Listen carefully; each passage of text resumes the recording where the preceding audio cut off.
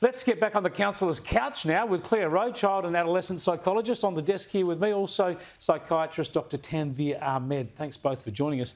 We've talked a lot about COVID effects on psychology and people's well-being.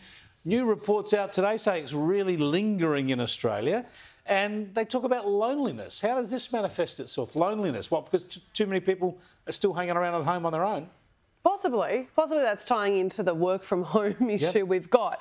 I think loneliness was actually an increasing issue pre-COVID, right? I don't know if Tanveer agrees, but I think, generally the more connected we are online, the more isolated the research is showing that we're feeling.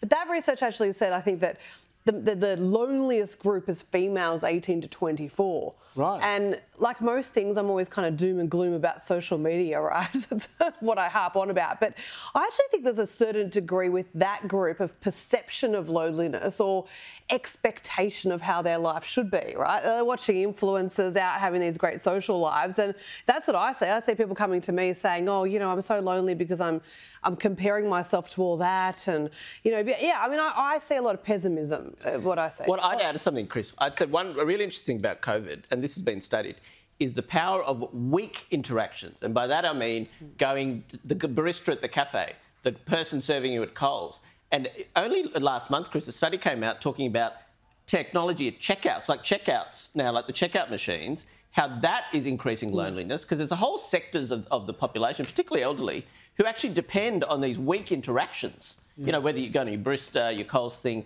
And when you have a whole bunch of that, it actually improves connectedness. Even talking to someone on the train or the bus, we forget the power of that. And COVID really shut that down. And now technology is filtering and diluting that as well. Yeah, it's so true. It's all that incidental contact you have with people. I wonder sometimes, this is not my world now, but I speak to a lot of young people who are involved in this, and that is the online dating and all that.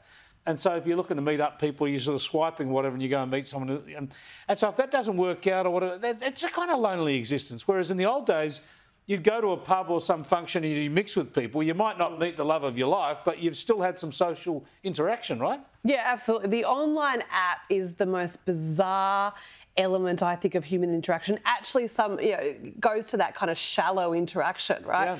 And you have these momentary kind of conversations, so I hear, Chris, with people online. And then it's that kind of like, that's not really kind of pursued. And then people go, oh, well, there's plenty more fish in the sea. And they just kind of leave it and move on. It's these really quick sound bites with people, and you actually don't get to know who anyone is. It's bizarre. Yeah, I wonder what we're doing to ourselves. As you say, as you mentioned at the start, the more we do social media, the less we do real human contact. I saw even here, I am talking about Twitter or X or whatever, I saw Ricky Gervais do something in the last 24 hours where he said, oh, guess what? I just went for a walk down the street and spoke to some real people. Try it. It's actually better.